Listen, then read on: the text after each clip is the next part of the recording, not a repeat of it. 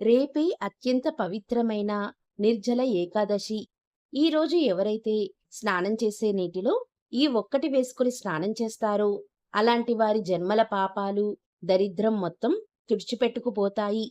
అత్యంత దివ్యశక్తి మీ శరీరానికి వస్తుంది.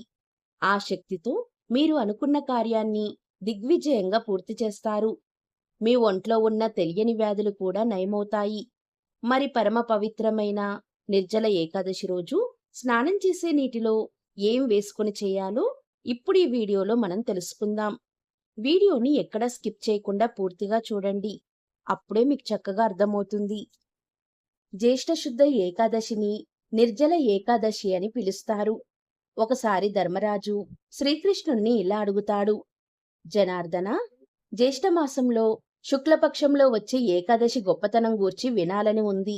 సవివరంగా వివరించు అని ప్రార్థించాడు. అతని మాటలు విన్న శ్రీకృష్ణుడు ధర్మరాజుతో ఇలా చెప్పాడు. ధర్మనందన, నేను చాలా ఏకాదశుల మహాత్యాలను చెప్పాను. ఈ ఏకాదశి మహాత్యమును సత్యవతి నందుడైన వేదవ్యాస మహర్షి వివరిస్తాడు. అతను సమస్త తత్వములను తెలిసినవాడు. వేదాంగములను సాంప్రదాయబద్ధంగా రక్షించినవాడు. ధర్మాచరణ పారాయణుడు. కనుక నీవు ఈ ఏకాదశి మహాత్యమును ఆయన నోటి ద్వారా వినుట చాలా మంచిది అని ధర్మరాజుతో శ్రీకృష్ణుడు చెప్పాడు. అప్పుడు వేదవ్యాసుడు ధర్మరాజుతో, నీవు విన్నట్టి మానవ ధర్మములను కాని, వేదమునందు చెప్పబడిన ధర్మమును కాని కలియుగంలోని మానవులు ఆచరించలేరు. వారికి శక్తి చాలా తక్కువ ఉంటుంది. కుంతికుమారా, నీవు చాలా బుద్ధిమంతుడవు. చెప్పిన విషయంను చెప్పినట్లుగా చక్కగా అర్థం చేసుకోగలవు. కలియుగంలో మానవుల కొరకే పురాణములు రాయబడినవి. పురాణములన్నింటిలోనూ సారవంతమైన విషయమును వివరిస్తాను. మానవులందరూ సుఖాన్నే కోరుకుంటారు. ఆ సుఖాన్ని పొందే ఉపాయం పురాణములలోనే ఉన్నది. ఆ సుఖాన్ని పొందడానికి ఎక్కువగా ధనం అవసరం లేదు. ఎక్కువగా శ్రమ పడవలసిన పని కూడా ఉండదు. కొంచెం సాధన చేసినప్పటికీ ఎక్కువ ఫలితం కలుగుతుంది. భగవంతునికి అనేకమైన నామములు ఉన్నాయి. ఎటువంటి ఖర్చు లేకుండానే మానవులకు లభిస్తాయి. మానవులకు నోటిలో నాలుక ఉండనే ఉన్నది. మరింక ఏమి శ్రమ పడాలి? భగవంతుని నామము నోటిలో పలకడమే వారు చేయవలసిన పని. ప్రతి నెలలోనూ శుక్లపక్షము, కృష్ణపక్షము అని 2 పక్షములు ఉంటాయి. ఆ రెండింటిలోనూ 2 ఏకాదశులు వస్తాయి. ఆ 2 ఏకాదశులందు ఉపవాసం ఉండి మరునాడు ఉదయమున దొరికినన్ని పువ్వులతో కేశవుణ్ణి పూజించాలి. ద్వాదశి నాడు తన శక్తిని అనుసరించి బ్రాహ్మణులకు భోజనం పెట్టి తర్వాత యజమాని భోజనం చెయ్యాలి. ఈ ఏకాదశి ఉపవాసము పిల్లలు జన్మించిన పురిటి సమయములందు, ఎవరైనా మరణించినందువల్ల కలుగు మైల సమయములందు కూడా మానకుండా చెయ్యాలి. యదా రాజా తదా ప్రజ అని కదా శాస్త్రం. కనుక నీవు ఆచరించి ప్రజలందరికీ ఆదర్శప్రాయుడవు కావాలి. ఈ ఏకాదశి వ్రతము జీవించి ఉన్నంతకాలం ఆచరిస్తూనే ఉండాలి. నీవు పురుషులలో శ్రేష్ఠుడవు. కనుక నీవు ఆదర్శప్రాయుడవై ప్రజలకు ఆచరించి చూపాలి. స్వర్గమునకు వెళ్ళదలుచుకున్న వారందరూ కూడా నిస్సందేహంగా ఈ వ్రతాన్ని ఆచరించాలి. శక్తి లేనివారు, రోగగ్రస్తులకు నియమం లేదు. చిన్న చిన్న పాపములు చేసినవారు, దురాచారపరులు, మహాపాపాత్ములు, ధర్మరహితులు ఈ ఏకాదశి వ్రతమును ఆచరించినట్లయితే యమలోకమునకు వెళ్ళవలసిన పని ఉండదని చెప్పాడు. వ్యాసమహర్షి చెప్పిన ఈ మాటలు విన్న భీముడు గాలికి రావియాకు కదిలినట్లుగా వణికిపోయాడు. గురుస్వరూపుడైన వ్యాసమహర్షికి నమస్కరించి వ్యాసమహర్షితో, తాత, విశాలమైన బుద్ధి కలవాడా, నేను అడిగే మంచి మాటలను విను. మా అమ్మయ్యగు కుంతీదేవి, ద్రౌపదుని కుమార్తె ద్రౌపది, మా అన్న ధర్మరాజు, మా తమ్ముడు అర్జునుడు, నా పినతల్లి కుమారులైన నకుల సహదేవులు వీరందరూ ఏకాదశి నాడు ఆహారం ఏమీ తీసుకోరు. ఏకాదశి వచ్చినప్పుడల్లా మీరు కూడా ఏమీ తినకుండా ఉంటారనుకుంటా. భీమన్న, ఈరోజు ఏమీ తినవద్దు, ఉపవాసం ఉండు అని చెప్తూనే ఉంటారు. అప్పుడు నేను వారితో, నేను ఆకలికి ఓర్చుకోలేను. ఏ వస్తువును దానం చేయమన్నా శాస్త్ర ప్రకారం చేయగలను. కేశవుణ్ణి ఏ విధంగా పూజించమని చెప్తే ఆ విధంగా పూజించగలను. అందువలన తాత, ఏకాదశి నాడు ఉపవాస వ్రతం చేయకుండా ఆ వ్రతం వల్ల కలుగు పుణ్యమును సంపాదించే ఉపాయం ఏదైనా ఉన్నదా? ఉంటే దయచేసి నాకు వివరించండి అని అడిగాడు. అప్పుడు వ్యాసుడు భీమునితో, నీకు స్వర్గమునకు వెళ్ళవలెనని, నరకమునకు వెళ్ళకూడదని ఉన్నట్లయితే శుక్ల కృష్ణపక్షములందరి 2 ఏకాదశులలోనూ ఏమీ తినకూడదు, ఉపవాసం చేయాలి అని అన్నాడు. దానికి భీముడు, తాతా, నీకు నా గురించి అంతా తెలుసు కదా. నీ వద్ద నేను దాచేదేముంది? ఒక్క పూట భోజనం చేసి ఉండడమే నాకు సాధ్యం కాదు కదా. మరి నేను పూర్తిగా ఉపవాసం ఎలా చేయగలను? అగ్ని నా పొట్టలో నిరంతరం మండుతూనే ఉంటుంది. నేను ఆకలికి తట్టుకోలేనయ్యా అని అన్నాడు.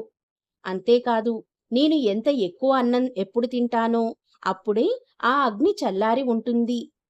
కాబట్టి ఏదో ఒక ఏకాదశి మాత్రం చెప్పు. ఆ ఒక్క ఏకాదశి నాడు ఉపవాసం ఉంటే 24 ఏకాదశిలో ఉపవాస ఫలితం నాకు రావాలి. మరి ఆ ఒక్క ఉపవాసంతోనే నాకు శ్రేయస్సు కూడా కలగాలి అని అన్నాడు భీముడు. ఏదో విధంగా ఆ ఒక్క ఏకాదశి నాడు అతి కష్టం మీద ఉపవాసం ఉంటాను అని చెప్పాడు. అతని మాటలు విన్న వ్యాసుడు భీమునితో, భీమసేన, నీవు ధర్మరాజు అంతటి వాడివి, పైగా యువరాజువు. మనుధర్మ శాస్త్రం మొదలైన వాటిలో చెప్పిన ధర్మములను విన్నావు కదా. వేద ధర్మములను కూడా విన్నావు. రాబోయే కలికాలంలో కూడా మానవులు పై ధర్మములను పాటించలేరు. వారంతా శక్తిహీనులు. తక్కువ శ్రమతో ఎక్కువ ధనం ఖర్చు కాకుండా సులభంగా ఆచరించే ధర్మాలు, ఉపాయాలు కావాలి. పురాణములన్నింటిలోని సారం ఇదేనయ్యా. 2 పక్షముల ఏకాదశిలోనూ తినకూడదు. అంతకన్నా సులభమైన ఉపాయం ఇంకొకటి ఏదీ లేదు. దీనికి ఖర్చు ఏమీ ఉండదు. ఎక్కువగా శ్రమ పడేది లేదు. నీ మంచి కోరి చెప్తున్నాను. ఏకాదశి నాడు ఏమీ తిననివాడు నరకానికి వెళ్ళడు. వ్యాసమహర్షి మాటలు విన్న భీముడు రావి ఆకు వలె గడగడా వణికిపోతున్నాడు. 1000 ఏనుగుల బలం కలవాడు భీముడు. అయినా భయపడుతున్నాడు. ఇక మహర్షితో భీముడు ఇలా అన్నాడు. తాత, నీవు 1,00,000 సార్లు చెప్పినా కూడా నేను ఉపవాసం చెయ్యలేను. అది కాకుండా ఎక్కువ పుణ్యం కలిగించే వ్రతం ఏదైనా ఉంటే చెప్పు. నీవు సర్వసమర్థుడవు కనుక నాకు అనుకూలంగా ఉండే వ్రతం ఏదైనా ఉంటే చెప్పు. ఆ వ్రతాన్ని చేయడానికి ప్రయత్నిస్తాను.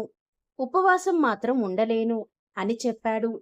దానికి మహర్షి, భీమసేన, నీవు సంవత్సరం మొత్తంలో ఉండేటువంటి 24 ఏకాదశులు ఉపవాసం చెయ్యవద్దు.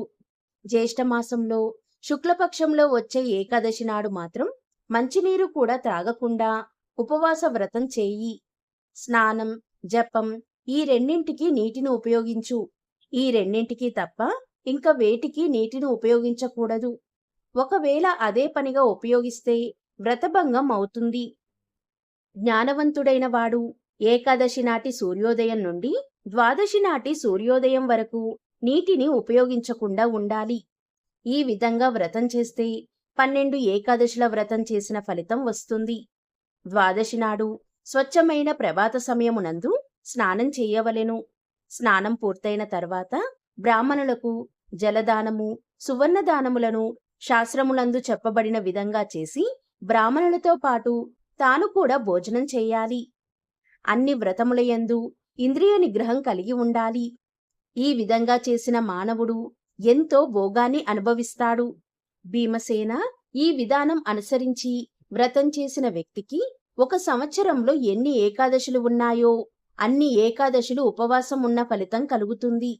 ఇందులో ఎటువంటి సందేహం లేదు. ఎందుకంటే ఈ విషయంను సాక్షాత్తు శ్రీ మహావిష్ణువే చెప్పాడు. జ్యేష్ఠమాసంలోని శుక్లపక్షంలో వచ్చే ఏకాదశి నాడు వ్రతం ఆచరించినందువల్ల, సమస్త తీర్థములు సేవించినందువల్ల కలుగు పుణ్యం, సమస్త దానములు చేసినందువల్ల కలుగు పుణ్యములు కలుగుతాయి. ఏకాదశులలో ఉపవాసం చేస్తే పుణ్యం లభిస్తుంది. ధనధాన్య సంపదలు వృద్ధి పొందుతాయి. పుత్ర సంతానం కలుగుతుంది. శరీరమునందు ఆరోగ్యం లభిస్తుంది. నేను చెప్పినదంతయు సత్యమే. ఇందులో కొంచెం కూడా అబద్ధం లేదు. సాధారణంగా మానవుడు మరణించే సమయంలో భయంకరమైన పెద్ద పెద్ద శరీరములతో ఇనుపదండములు, పాశములు ధరించిన యమదూతలు కనిపిస్తారు. ఈ ఏకాదశి రోజు ఉపవాసం చేసిన వారికి యమదూతలు కనిపించరు. వారికి విష్ణుదూతలు దర్శనమిస్తారు. విష్ణుదూతలు సౌమ్యంగా ఉంటారు. పట్టు వస్త్రములు ధరించి చేతిలో చక్రములు పట్టుకొని మనోవేగంతో సంచరిస్తూ విష్ణు భక్తులకు కనిపిస్తారు. అంత్యకాలంలో వారిని దివ్యమైన విమానాలపై ఎక్కించుకొని వైకుంఠలోకమునకు చేరుస్తారు. కాబట్టి శతవిధాలా ప్రయత్నించి ఈ నిర్జల ఏకాదశి వ్రతం చేయవలెను. వ్రతం పూర్తయిన తర్వాత గోవును దానం చేయవలెను. ఈ విధంగా దానం చేస్తే మానవుడు సమస్త పాపముల నుండి విముక్తి పొందుతాడు. ఈ విధంగా నిర్జల ఏకాదశి వ్రతాన్ని విన్న పాండవులందరూ సవివరంగా ఈ వ్రతాన్ని ఆచరించారు. అప్పట్నుండి భీమసేనుడు ఈ నిర్జల ఏకాదశి వ్రతాన్ని చేయడం మొదలుపెట్టాడు. ఈ ఏకాదశి తర్వాత వచ్చే ద్వాదశికి పాండవ ద్వాదశి అని కూడా పేరు వచ్చింది.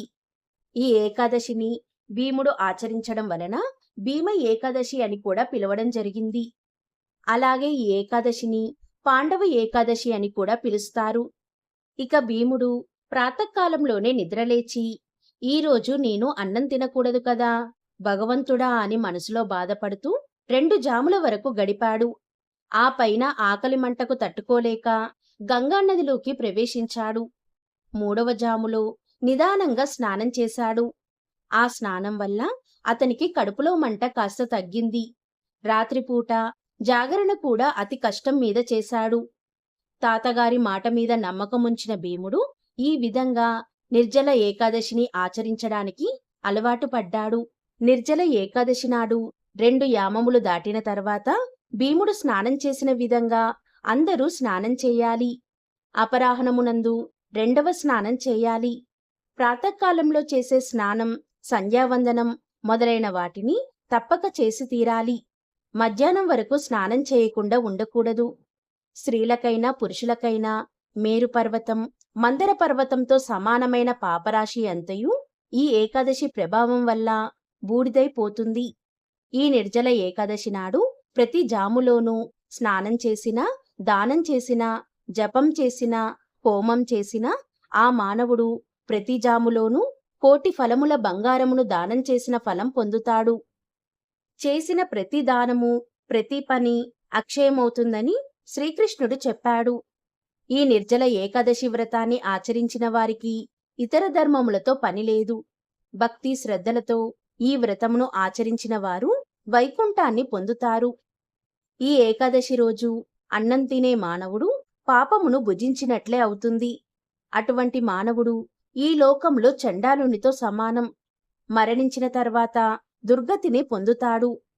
బ్రహ్మహత్య చేసినవారు, కళ్ళు తాగినవారు, దొంగతనం చేసినవారు, గురువుకు ద్రోహం తలపెట్టినవారు, ప్రతినిత్యం అబద్ధం ఆడేవారు, వీరందరూ కూడా ఈ నిర్జల ఏకాదశి వ్రతాన్ని ఆచరించి ఆయా పాపముల నుండి విముక్తులవుతారు. ఏ మానవుడు ఈ నిర్జల ఏకాదశి మహాత్మ్యమునకు సంబంధించిన కథను భక్తి శ్రద్ధలతో వింటాడో, చదువుతాడో వారందరూ స్వర్గాన్ని పొందుతారు. ఈరోజు నీరు కూడా తీసుకోకుండా ఉపవాసం ఉండాలి. కానీ అలా ఉండడం ఈ రోజుల్లో సాధ్యపడదు.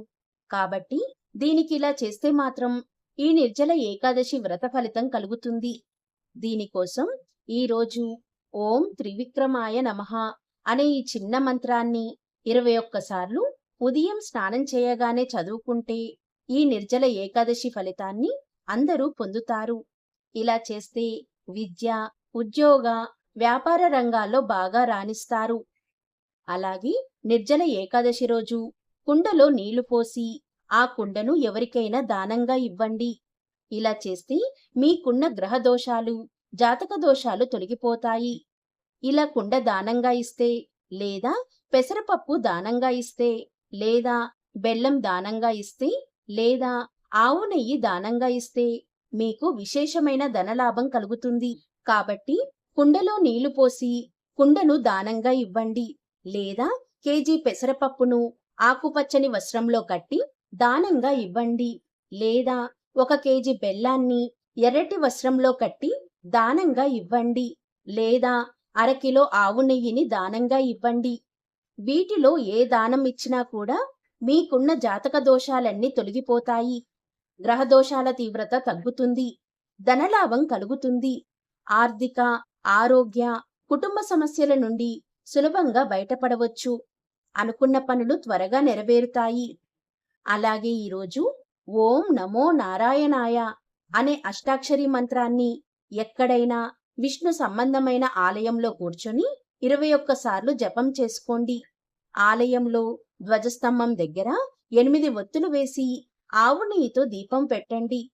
ఇలా చేస్తే నిర్జల ఏకాదశి సందర్భంగా అన్ని శుభాలే కలుగుతాయి. ఇక ఈరోజు స్నానం చేసే నీటిలో 21 వేపాకులు వేసుకొని ఎవరైతే స్నానం చేస్తారో అలాంటి వారి జన్మల పాపాలు, దరిద్రం మొత్తం పోతాయి. వారి ఒంట్లో ఉన్న సమస్త వ్యాధులు, పీడలు మొత్తం తొలగిపోతాయి. వారి వంటికి దివ్యశక్తి వస్తుంది.